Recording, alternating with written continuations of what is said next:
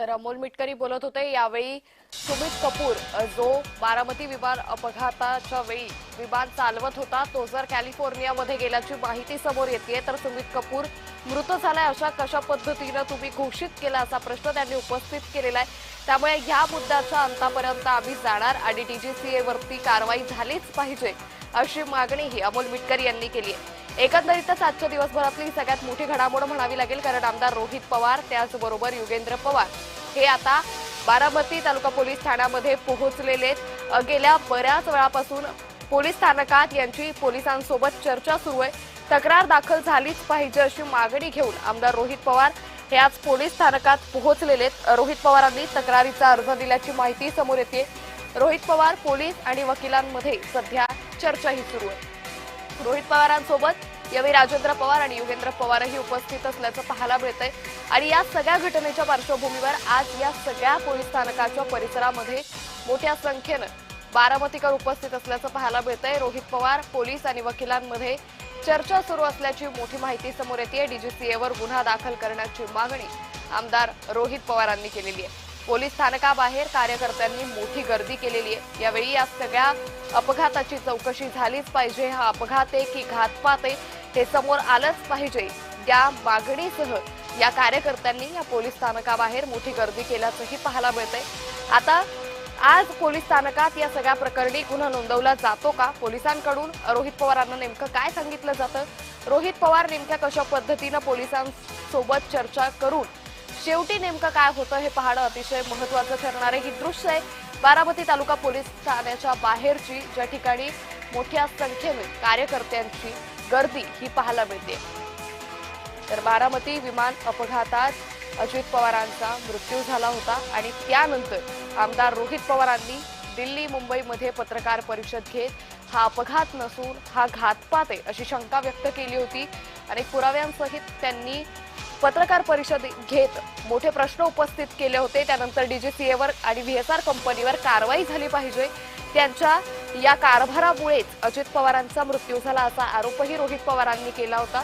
आणि या सगळ्याच्या पार्श्वभूमीवर काल आमदार रोहित पवारांनी मरीन लाईन पोलीस ठाण्यामध्ये तक्रार नोंदवण्यासाठी त्यावेळी जे गेले, त्यावेळी मात्र पोलिसांनी ती तक्रार नोंदवून घेण्यासाठी स्पष्टपणे नकार दिला। ज्या परिसरामध्ये हा अपघात झाला ही तुम्हाला तक्रार द्यावी लागेल असं स्पष्टीकरण मरीन लाईन्स पोलिसांकडून देण्यात आलं। आणि त्यानंतर आज ही सगळ्यात मोठी घडामोड ती म्हणजे आमदार रोहित पवार हे बारामती पोलीस तालुका ठाण्यात गेलेले आहेत आणि त्यानंतर रोहित पवार पोलीस आणि वकिलांमध्ये ही चर्चा सुरू असल्याचं पाहायला मिळतंय। आता या चर्चेअंती नेमकं काय होतं याकडे संपूर्ण महाराष्ट्राचंच लक्ष लागलेलं आहे। खरं तर बारामतीकरांसाठी अतिशय धक्कादायक अशी ही घटना होती, ज्यावेळी अजित पवारांचा मृत्यू झाला आणि ही बातमी समोर आली। त्यानंतर मात्र या दुःखातून बाहेर पडताच अनेक प्रश्न उपस्थित झाले होते। ही दोन दृश्य आपण पाहतोय। एकीकडे रोहित पवारांनी आपल्या तक्रारीचा अर्ज हा पोलिसांना दिलेला आहे, पोलिसांसोबत सध्या त्यांची चर्चा सुरू आहे। तर दुसरीकडे पोलीस स्थानकाबाहेर मात्र कार्यकर्त्यांची मोठी गर्दी सध्या दिसून येते। अजित पवारांचे फोटो असलेले हे बॅनर हातात घेऊन हे सगळे कार्यकर्ते आज पोलीस स्थानकात पोहोचलेले आहेत। या सगळ्या प्रकरणाची दखल पोलिसांनी घेतलीच पाहिजे, या सगळ्या प्रकरणाची चौकशी ही निष्पक्षपणे झालीच पाहिजे अशी मागणी या कार्यकर्त्यांची आहे। या सगळ्या प्रकरणावरती युगेंद्र पवार, रोहित पवार, राजेंद्र पवार त्याचबरोबर त्यांचे वकील हे पोलीस स्थानकात उपस्थित असल्याचं पाहायला मिळतंय। तर ही दोन दृश्य सध्या समोर येत आहेत। रोहित पवार हे पोलीस स्थानकात पोहोचलेले आहेत। दुसरीकडे पोलीस स्टेशन बाहेर मोठी गर्दी सध्या दिसून येते। खरं तर गेल्या काही दिवसांपासून जशी ही घटना झाली त्यानंतर मात्र आमदार रोहित पवार त्याचबरोबर अमोल मिटकरी असतील, राष्ट्रवादीचे सगळे नेते असतील, हे या सगळ्या प्रकरणावरून शंका उपस्थित करत होते। या सगळ्या प्रकरणाची चौकशी झालीच पाहिजे अशी मागणी सातत्यानं आमदार रोहित पवार करत होते। आणि आता या सगळ्याच्या पार्श्वभूमीवर आमदार रोहित पवार या सगळ्या प्रकरणाची तक्रारीचा अर्ज घेऊन बारामती तालुका पोलीस ठाण्यात पोहोचल्याचं पाहायला मिळतंय।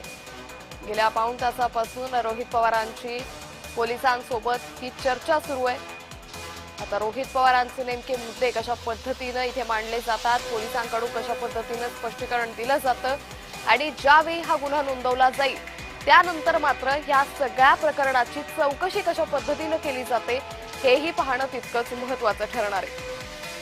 आता या सगळ्या घडामोडींकडे संपूर्ण राज्याचं लक्ष लागलेलं आहे.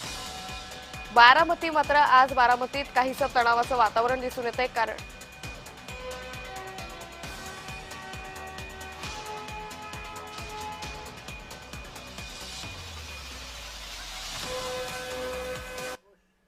मुख्यमंत्री दुसरे उपमुख्यमंत्री वगैरे लोकांना फुटला किंवा अमित शहाना जो आक्रोश फुटला होता त्या दिवशी तो खरा की खोटा?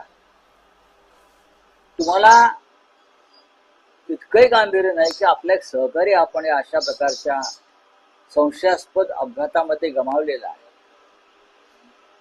रोहित पवार यांनी काल मरीन ड्राईव्ह पोलीस स्टेशन मध्ये जाऊन VSR कंपनी आणि DGCA directorate general of civil aviation यांच्या विरुद्ध सदोष मनुष्यवधाची तक्रार घ्यावी अशी मागणी केली आणि ती मागणी फेटाळण्यात आली. राज्याच्या उपमुख्यमंत्र्यांसंदर्भात त्यांचा जवळचा नातेवाईक एक तक्रार करू इच्छितो पोलीस स्टेशनला आणि पोलीस स्टेशनला विधान भवनातून एका महत्वाच्या माणसाचा फोन येतो की तक्रार घेऊ नका म्हणून. हा काय प्रकार आहे? मी तुमचं जे सगळे अश्रू होते ते मगरीचे अश्रू होते ना.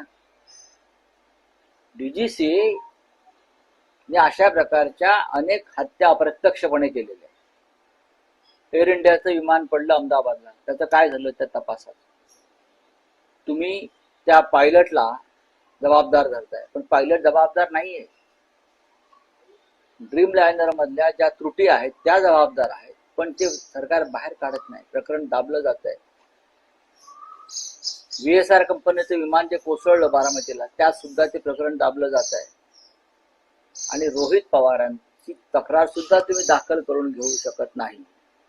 म्हणजे तुम्ही काहीतरी लपवण्याचा प्रयत्न करताय. त्या कंपनीमध्ये अनेक राजकारण्यांचे अनेक मंत्र्यांचे पैसे गुंतलेले आहेत.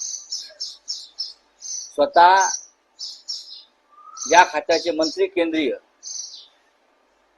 नायडू, रामा नायडू हे TDP पक्षाचे आहेत आणि चंद्राबाबूंचे आणि या VSR कंपनीच्या मालकांचे आर्थिक देवाणघेवाण किंवा गुंतवणूक आहे.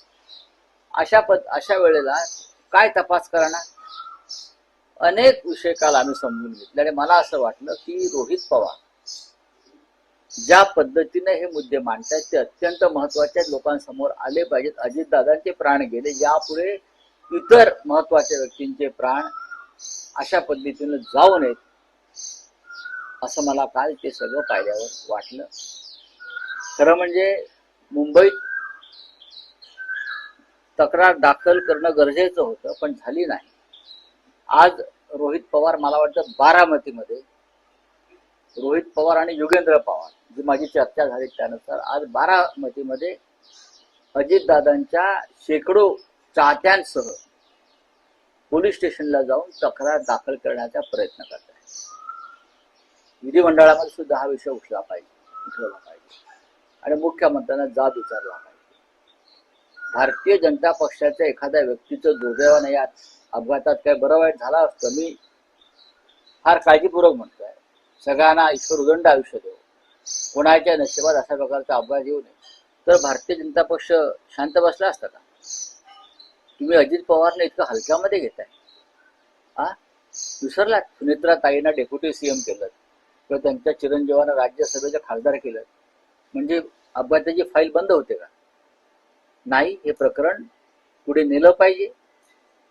याला कोण जबाबदार आहे? या सदोष मनुष्यवध अजित पवारांचा फक्त अपघात किंवा घातपात इतका पुरता विषय नसून हा सदोष मनुष्यवध आहे आणि त्या सदोष मनुष्यवधाची जबाबदारी सगळ्यात आधी गृह मंत्रालयाने घेतली पाहिजे, सिव्हिल एव्हिएशन मंत्रालयाने घेतली पाहिजे, DGCA घेतली पाहिजे आणि ह्या सगळ्यांच्या विरुद्ध या यंत्रणा ज्या आहेत त्यांच्या विरुद्ध खटले दाखल करण्याचे, गुन्हे दाखल करण्याचे आदेश राज्याचे गृहमंत्री, मुख्यमंत्री देवेंद्र फडणवीस यांनी दिले पाहिजे. कोणालाही पाठीशी घालाल तर मला असं वाटतं तुम्हाला महाराष्ट्राची जनता माफ करणार नाही. फोन कोणाचा आला होता? आपण म्हटलं जातात की विधानसभेतनं फोन केला. ते जे तिथे DCP होते त्यांना एक महत्वाचा फोन आला आणि ते यस सर करत बाहेर गेले. आपल्या टीव्हीलाही दिसत असेल. मुद्दा हा आहे की मरीन ड्राईव्ह पोलीस हे गुन्हा नोंद करण्यास टाळाटाळ करतात. तिथे रोहित पवार आणि त्यांच्यात पाचाबाची होती. तुम्ही असं म्हणतात की विधान भवनातून फोन आला आणि त्या दबावामुळे हा FIR घेतला. तर नेमका हा फोन कोणाचा आहे? FIR तुम्ही साध्या गुन्ह्याचे FIR घेता ना. इथे राज्याचे उपमुख्यमंत्री संशयास्पदरित्या मरण पावलेला आहे आणि त्यांचा नातेवाईक जो आमदार आहे, पवार कुटुंबातला महत्वाचा सदस्य जो आमदार आहे तो आणि इतर काही आमदार गुन्हा दाखल करा आणि तपास करा एवढंच सांगण्यासाठी गेले. पण तो FIR का दाखल केला नाही? कारण पोलीस स्टेशनला तेव्हा एक वजनदार व्यक्तीचा फोन आला. हे प्रत्यक्ष दिसतंय त्या चित्रफितीमध्ये, पहा तुम्ही. आणि ते जे तर संजय राऊत या सगळ्या प्रकरणावरती आपली प्रतिक्रिया देत होते.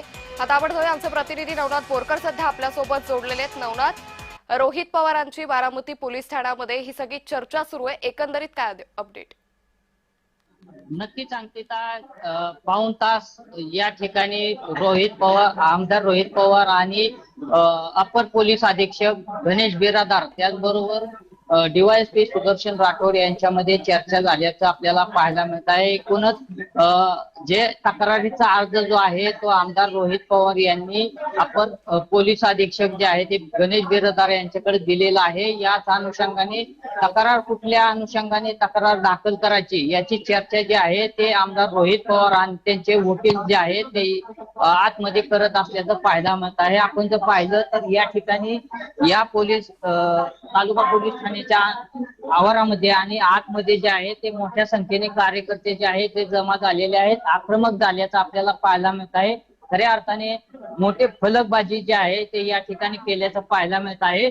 आपण जर पाहिलं तर अजितदादांचा अनेक कार्यकर्त्यांनी जे आहे ते फलक या ठिकाणी घेऊन या ठिकाणी दाखल झाल्याचं पाहायला मिळत आहे. खऱ्या अर्थाने ज्या दिवशी घटना घडलेली होती त्याच दिवशी वरिष्ठ पोलिसांच्या मार्गदर्शनाखाली CID कडे जो आहे तो तपास या ठिकाणी दिलेला आहे. यामुळे आता आमदार रोहित पवार यांनी पोलिसांकडे अर्ज दिलेला आहे आणि नेमका गुन्हा कुठल्या अनुषंगाने दाखल करायचा याची चर्चा देखील आता निश्चित नवनाथ, पोलीस आणि त्यामुळे या आमदार संदर्भातले अपडेट आम्ही तुमच्याकडून घेत राहू. तुर्तास खूप धन्यवाद.